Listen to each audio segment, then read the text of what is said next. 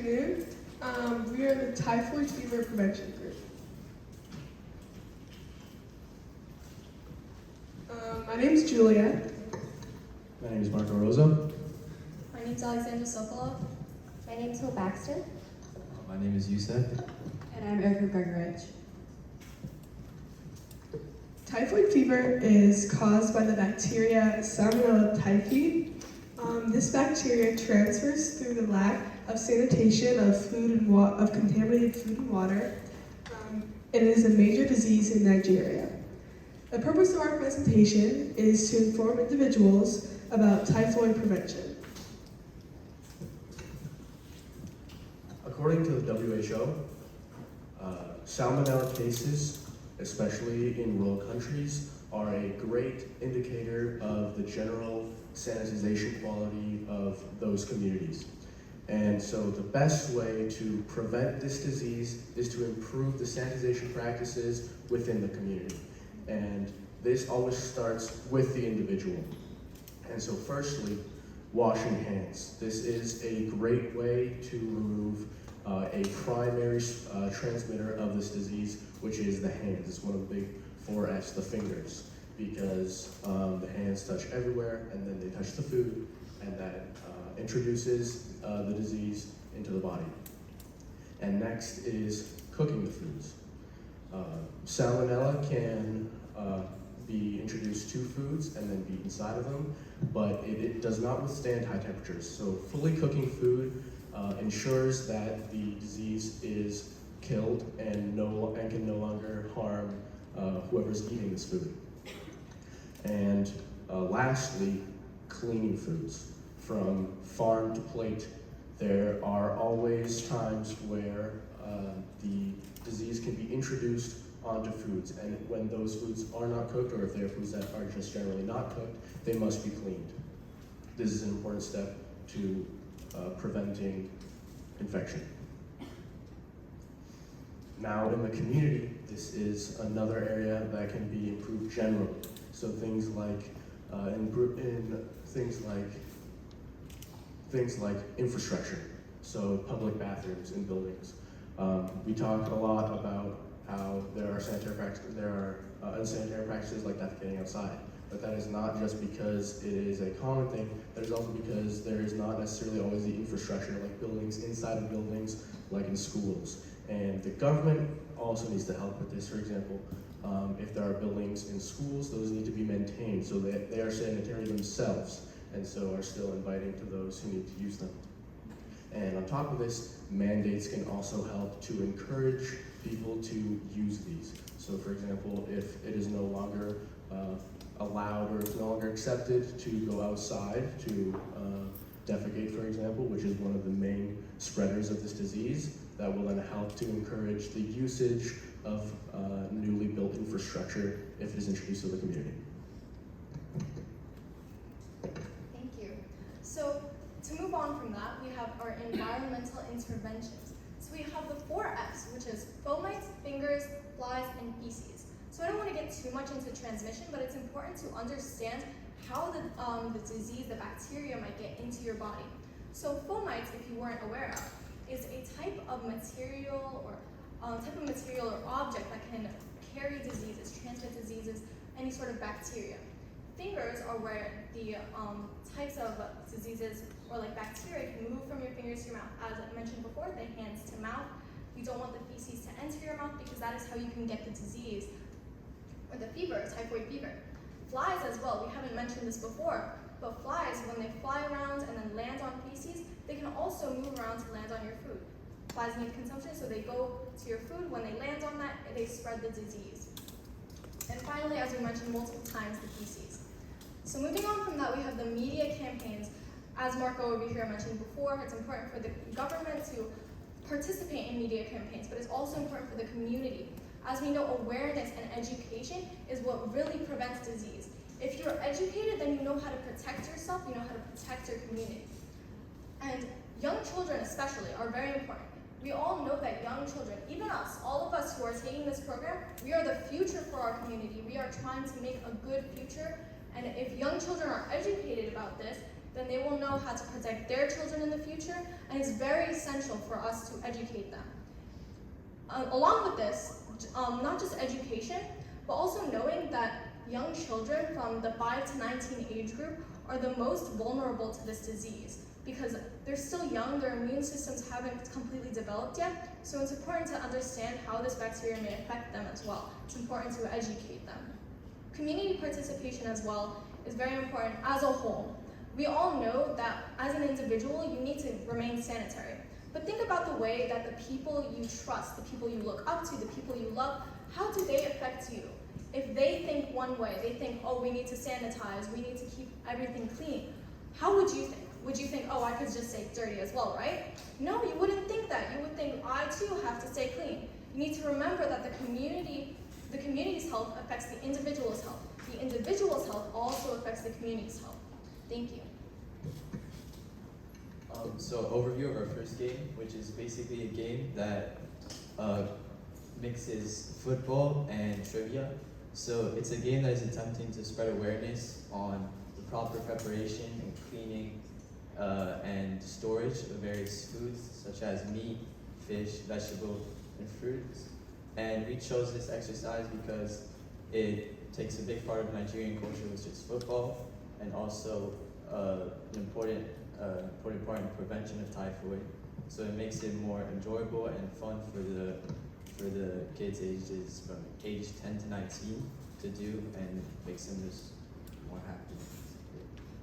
Yes, so to go along with that, after this activity, this football activity, we would like to have a post-quiz for the same age group to follow up and see how they have learned things. Because the point of this activity isn't for them to just play and enjoy. We want it to be enjoyable, we want it to be fun, but we want to make sure that they're learning. We want to make sure that they have retained this information that they learned while enjoying this game. So it's important for us to test whether they have really retained this knowledge, whether they're taking something away from it, or if they're just playing around with the game, okay? So just set up the instructions for the game. So it's as I said, it's ages from 10 to 19, and it will be separated into 3 different teams of 6. Either the instructors or the children can do it themselves. And they will find a large area to play near the hospital. And so the instructor will set up on one side of the field a goal that we will give to them. And in the middle, between the goal and the 3 teams, there will be a soccer ball. And the instructor will stand 10 feet away from the soccer ball. The instructor will then ask questions regarding the storage, preparation, and cleaning of different foods.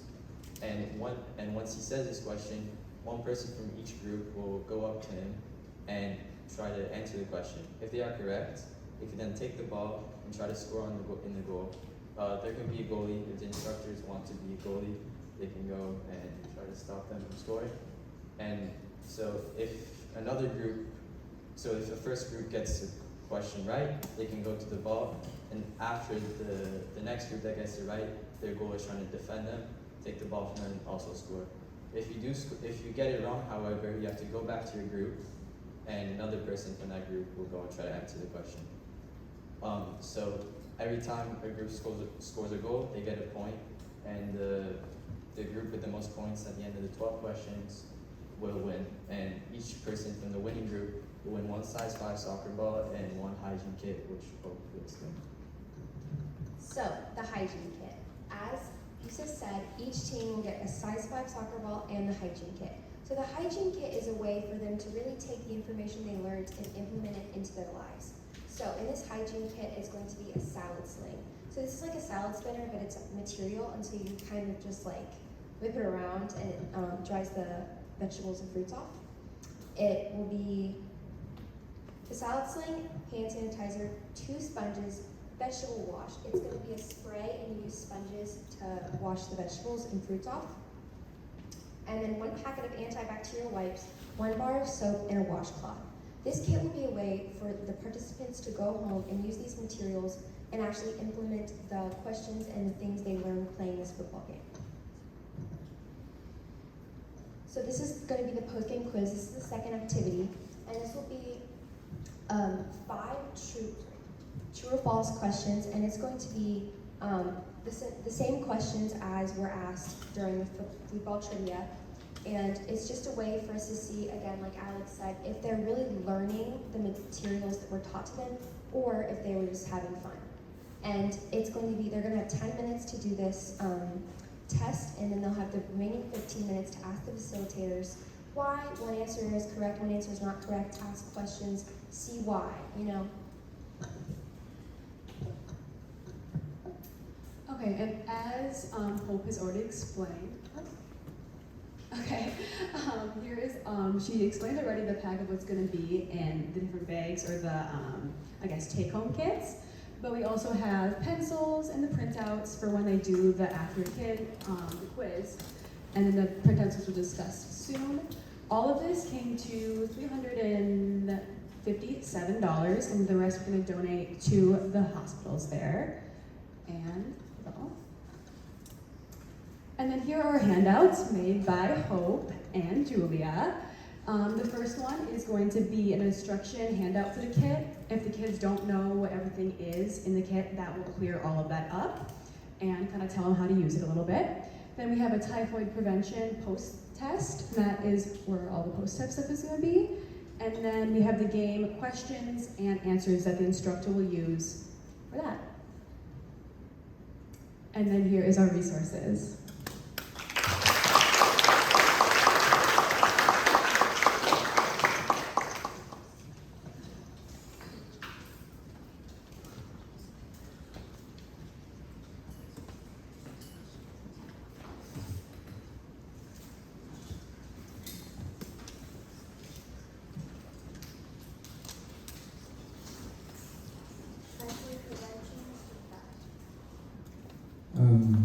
Excellent presentation, guys. I'm very proud of you all.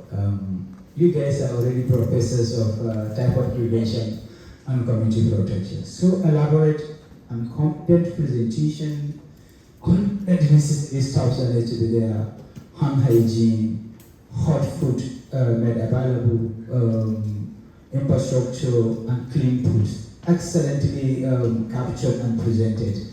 I think there's nothing much to say. And then the lady there to discuss about the 4 F's and even provision of infrastructure, because open dedication, like we said, is a very common practice. And therefore people have to come in, provide that, and make sure people do not come into contact with this agent, because it's simple. Just ensure sanitary barrier. Pieces or urine do not come into contact with what you eat or what you drink. Yet, but that is still a very big problem. I think that should be commended from you guys. Well done. I like that the issue of hygiene kit. Excellent take-home stuff for the kids that play the game. Just the slide before, I think, just because you guys are discussing food hygiene, then you discuss our own football as football, not football. There. Okay. Did you see that? So that's the only thing I have for you guys. Congratulations, well done. Hi guys. I mean, this was intentional, right? Yeah. Go on. Yeah, it was. I liked it. It was a good play on words. I really enjoyed your presentations. I love how you guys all spoke. I felt like you were talking to me. Maybe you were, and you were. It was very simple, and I think that is actually what makes a good presenter, when you're able to connect with all levels of your audience, and you did. There were things that now everyone here knows that they should do, very simple, implementable things, and that's really what it means to prevent typhoid. You did a very good job. I also liked the play on words on football. I wish I saw the hygiene kit. I don't know what a salad sling is, and I don't think people in Nigeria would either. So it would have been good to have an image on how your hygiene kit looks like, because I think that's a brilliant idea. I love this, the poster of, I'm guessing, the farm to plate, the idea of how you want your food to be prepared and stored, because people might not even have an idea on what it means to store food or to prepare it. You mix vegetables that shouldn't be together. People put meat and vegetables together. You're like cross-contaminating things, and that's very important. I like the doctors that you had there for your posters. I really think posters are very important ways to catch if someone learned very good information. Your slides were brilliant. You had adequate number of pictures that reflected the community. You should all be proud of yourself. Good job.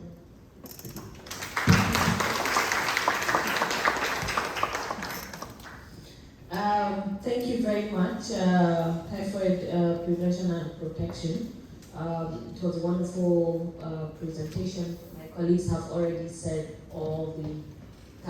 they have captured all the necessary areas. You guys did amazingly well. I was just wondering why you didn't put the financial aspect of the whole thing, given that you made a very realistic and implementable ideas, especially with regards to the interventions. Okay, so at least including the financial aspect of it would have been an amazing one. So maybe even after this, if you guys can just quickly include what it will take, because you might not be there to defend this when it's up, when it happens to be implemented. So I think it would be best to just chip it in there. Okay, thank you. Well done and congratulations once again. Thank you.